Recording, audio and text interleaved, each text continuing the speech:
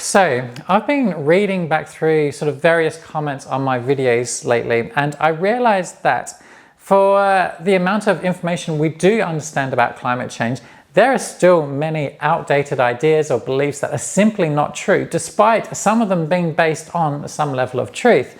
So in this episode, I want to look at some of the things I hear or most commonly hear and get down to the truth of those. So join me now as I bust my top 7 climate change myths. Let's jump straight into it.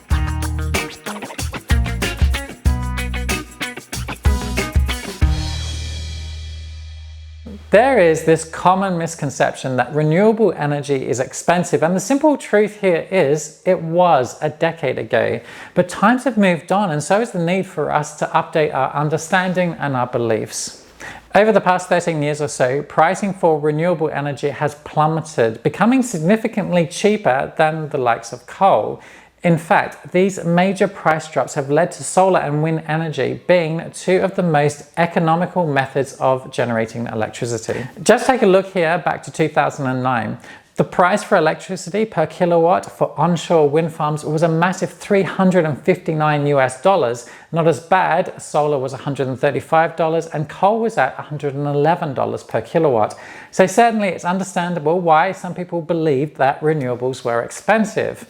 However, let's jump forward to 2019. Coal pretty much remained the same at $109 per kilowatt, whereas wind has dropped a massive $318 to just $41 per kilowatt, and solar dropped by $95 to just $40 per kilowatt.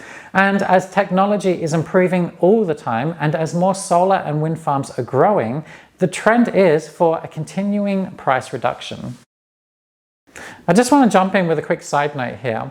You know, with such savings, we have to ask ourselves, why are our governments still subsidizing fossil fuels? I was reading this report by The Guardian on an analysis covering 51 key countries that represented 85% of the world's total energy supply.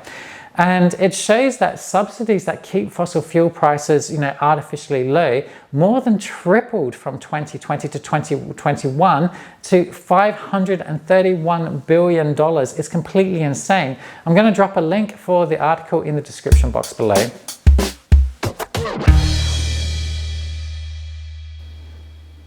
Okay, first things first, it's a common misconception that weather and climate are the same thing, but that's simply not the case. Weather, as we know, can change from minute to minute, to season. It's always changing. We spend enough time talking about what's going on with the weather outside. But climate is an average measurement of weather patterns using scientific data that has been collected over decades or even hundreds of years.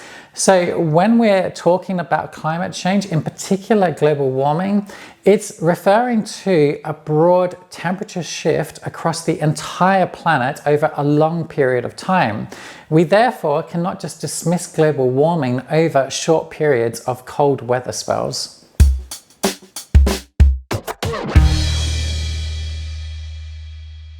I still hear this a lot, and it's crazy that people still actually think this. Climate change is happening. It's already affecting millions of people around the world with extreme weather patterns that simply cannot be explained by natural factors alone. And since industrialization, the world's temperatures have been increasing above that of the normal fluctuations that we would have seen over hundreds of thousands of years previously. And this trend has accelerated over the last 30 years beyond anything the planet has ever experienced. The planet's temperature increase is in line with the increase in emissions caused by human activity, and the scientific community agreed without any doubt. The warming of the planet that we're experiencing is therefore man-made.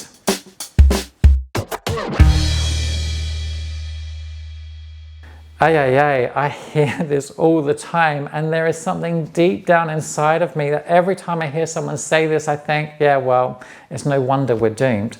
Simply, Too many of us don't realize the power we have to make and influence change, which is somewhat understandable given, the kind of rubbish that we're being force-fed into believing that this problem's too big or one person can't make a difference.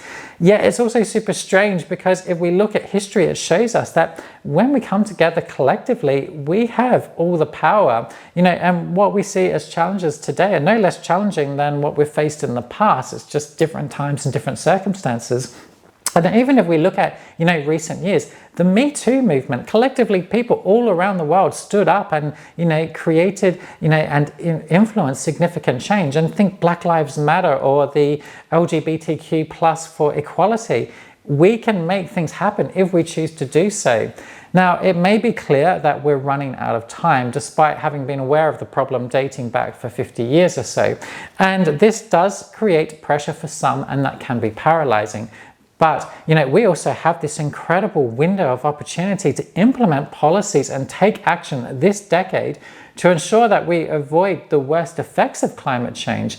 Now, of course, there is a lot of work needed if the world is to reach net zero and limit warming to 1.5 degrees, but it is fully possible.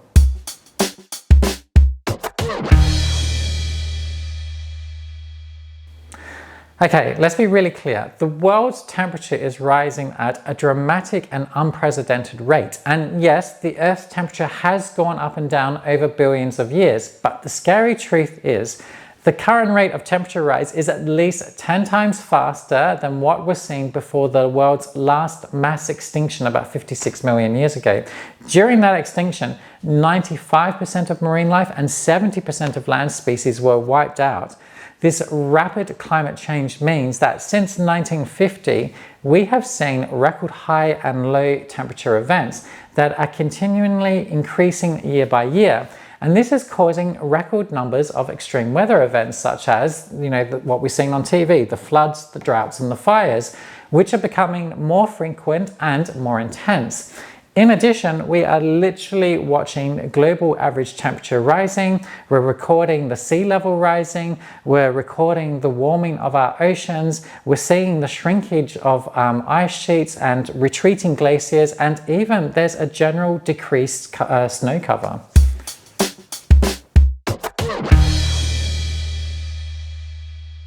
So, popular or contrary to popular belief, scientists do not disagree that climate change is happening and that it is caused by humans. Much of this belief comes from people who don't understand the concept of consensus, or whom, the very few, doubt the idea of consensus or the concept of consensus. And this would be understandable too if the figures were much lower. But there have been many analyses over the years that show 90 to 100% of published climate science agrees that humans are the cause of climate change beyond that of the Earth's natural process over billions of years. Now, how does consensus work and what does it even mean? Well, the consensus is determined by studies of published articles in peer-reviewed scientific journals. In the case of climate change, thousands of studies have been reviewed from all over the world that were published by climate scientists, whereby 97% or more of these scientists agree climate warming trends over the last century are extremely likely due to human activities. Now, to understand how remarkable it is to have such a high percentage of consensus, Kate Marvel, a climate scientist from NASA Goddard Institute, has said, "We are more sure that greenhouse gas is causing climate change than we are that smoking causes cancer."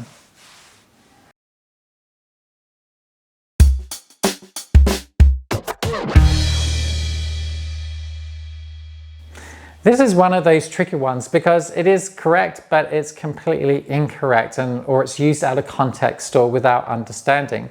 Overall, carbon dioxide, or CO2, does just make up a tiny level in our atmosphere, less than 10%.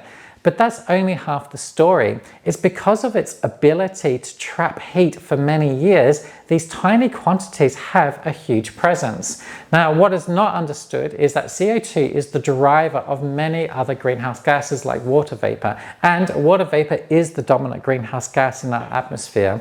Water vapor, due to its condensing, is what fuels the greenhouse gas effect, and it's because these small quantities of CO2 have such a big impact that scientists are concerned.